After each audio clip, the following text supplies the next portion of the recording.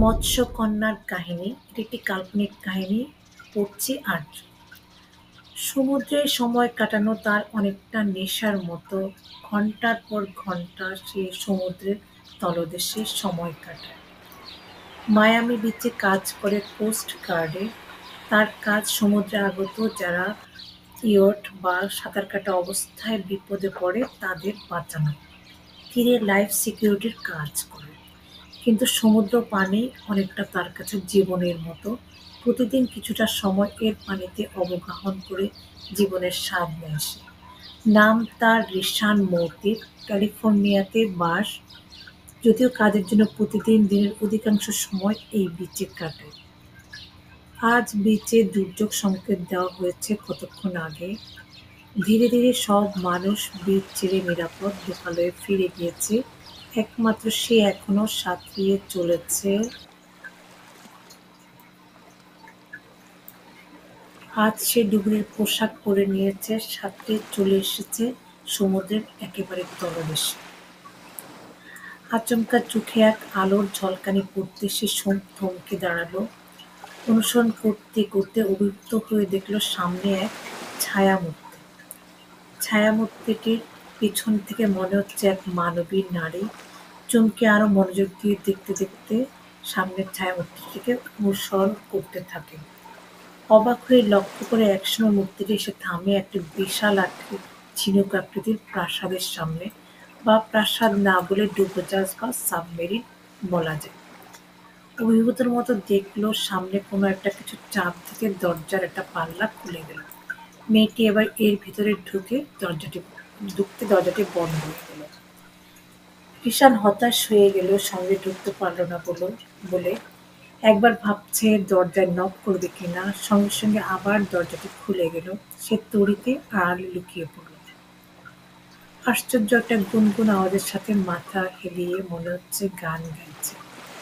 এ কি কল্পনা তার! ডুবুরির মাছ পরে গান গাইতে পারার কথা না। এত স্বচ্ছন্দে মেয়েটি মাথা দুলিয়ে সাথে যাচ্ছে। ভাবা স্বাভাবিক, এ সমুদ্রেরই এক কন্যা, এই পাতালেই তার বাস। খুব সাবধানে একটু দূর থেকে মেয়েটিকে অনুসরণ করতে থাকে সে। একসময় মেয়েটি ঝট করে মাথা ঘুরিয়ে পেছনে দেখল। ঝোপের আড়ালে নিজেকে লুকিয়ে ফেলল রিশান। সচেতন হতে দেখল মেয়েটি সাগরের একেবারে তলদেশে চলে এসেছে। তার হাতে একটা সার্চ লাইট আছে, যা দিয়ে মনে হচ্ছে কিছু একটা খুঁজছে সে। একটা জায়গায় থামলো, কিছু লতাপাতা ধরনের টেনে ছিঁড়ে নিল। এবার সে আগের জায়গায় যেতে শুরু করলো। হিসেব মতে সে প্রায় ৬ ঘন্টা কাটিয়ে ফেলেছে এই সাগরে। এই মুহূর্তে থাকা তার জন্য ঠিক নিরাপদ না। তার ডুবুরির পোশাক আর কতক্ষণ অক্সিজেন সরবরাহ করবে সেটাও ভাববার। কিন্তু তারপরেও নেশাগ্রস্তের মতো অগ্রবর্তিনীকে অনুসরণ করে চলেছে।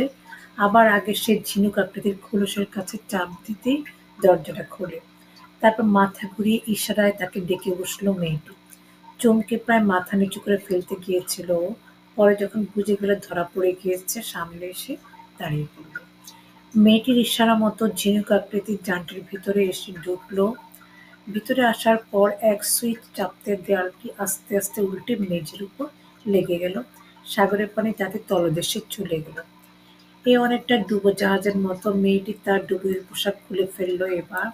নিঃশ্বাস বন্ধ হয়ে গেল রিশান মওতিফের। অসহ্য রকমের নিঃশ্বাস বন্ধ হয়ে যাওয়া এক তন্বী রূপসীর সামনের সাগরের তলে ও দাঁড়িয়ে হতভম্বের মতো তাকিয়ে রইল কিছুক্ষণ। আমি ত্রিলিনা নিত্রিপ জিহাবের কন্যা, মেয়েটি বলল। নিত্রিপ নিত্রিপ কোথায় নামটি পড়েছে। স্মৃতির পাতা হাতড়াতে গিয়ে চমকে উঠে তাকায় পার্শ্ববর্তীদের দিকে।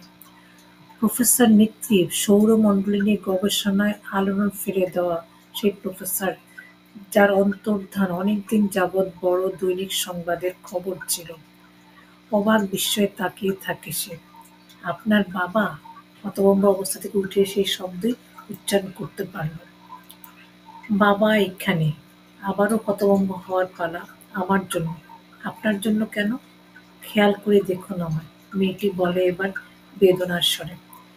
তাকে এবার বুঝতে পারে কেন মেয়েটি এত স্বচ্ছন্দ পাতালে সাঁতারে। এতক্ষণে মেয়েটিকে মনে পড়েছিল লম্বা গাউন পরে আছে। গাউন তুলে এবার দেখালে মেয়েটির শরীরের আকৃতি। নিচের দিকে তার মাছের মতো, মানুষের মতো কোনো পা নাই, বা বলা যায় অনেকটা মাছের লেজ বা পাখার মতো। এত অপূর্ব সুন্দরী একটা মেয়ে যে কিনা। আফসোসে তাকিয়ে থাকে রিশান মেয়েটির দিকে। মুখের সৌন্দর্যে হেলেন অফ ট্রয় ক্লিওপেট্রাকে পিছনে ফেলে দেওয়ার মতো। ওর মনটা বেদনায় ভরে গেল। মেয়েটি বলতে থাকে, আমি যখন মায়ের গর্ভে ছিলাম তখন আমার মায়ের এই রোগ ধরা পড়ে। বড় অদ্ভুতভাবে তার শরীরের নিচের অংশ শুকিয়ে দিতে থাকে। একসময় উনার দুপায়ে মিলিয়ে যায়। উনি হাঁটতে পারতেন না, কিন্তু পানিতে নামিয়ে দিলে শুধু সাঁতার কাটতে পারতেন। আমার জন্মের সময় মা মারা যায়, কেননা পানি ছাড়া তিনি অসুস্থ হয়ে যেতেন। বাবা সারাক্ষণ ওনাকে বাথটাবে শুইয়ে রাখতেন। আমি ১৫ বছর পর্যন্ত আর সব মেয়েদের মতো ছিলাম। যখন নারীত্বে বুঝতাম সেদিন থেকে আমি যেন থাকতে পারছিলাম না। মাটিতে হাঁটতে অসুবিধা হচ্ছিল। একসময় আমার মায়ের মতো হলো। ২ পা লোপ পেয়ে গেল পুরোপুরি যখন আমার বয়স ১৮। বাবা ভয় পেয়ে চলে এলেন এই সাগরের তলদেশে পৃথিবীর মানুষের আড়াল থেকে। আজ আমার বয়স ২৪, ৬ বছর ধরে আমি সাগরের তলদেশে আছি। শেষের দিকে মেয়েটি মুখ ঢেকে ফেলে। ভীষণ বেদনা অনুভব করে মেয়েটির পাশে বসে পড়ে। তুমি কি কিছু খাবে? ক্ষুধার্ত এবার জিজ্ঞাসা করে মেয়েটি। আমি শুধু সবজি খেতে পারি, কিন্তু তোমার জন্য মাছ বারবিকিউ করতে পারি যদি খেতে চাও।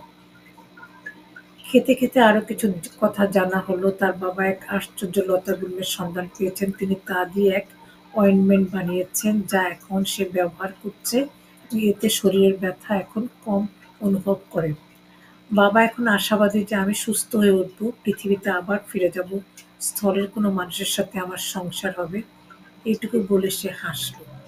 তোমাকে এই অবস্থায় যে কোনো ছেলে ঘর সংসার করতে চাইবে, আমিও চাই। কিন্তু তা হয়তো তোমার জন্য নিরাপদ হবে না। তুমি হয়তোবা সারভাইভ করতে পারবে না পৃথিবীতে। মনে মনে আবেগের কথাগুলি বলতে থাকে রিশান। তুমি কি কিছু বললে? মেয়েটি হেসে জিজ্ঞাসা করে। রিশান হেসে বলে, মনে মনে বলছিলাম। দুজন দুজনের দিকে আবেগে তাকায়। ঈশানের যাওয়ার সময় হয়ে এলো। বিদায় নেয় সে প্রত্যাশা নিয়ে, এ নিশ্চয় কোনো স্বপ্ন নয়। কালও আমি ওকে দেখতে চাই। যদি পারতাম তাকে পৃথিবীর মাটিতে নিয়ে একসঙ্গে হাত ধরে হাঁটতে। স্বপ্ন দেখছে সে এখনই, প্রকৃতি জানে হয়তো হতে পারে কোনোদিন। শেষ হয়ে গেল। অনেক শুভকামনা, ভালোবাসা সবার জন্য। আল্লাহ হাফেজ।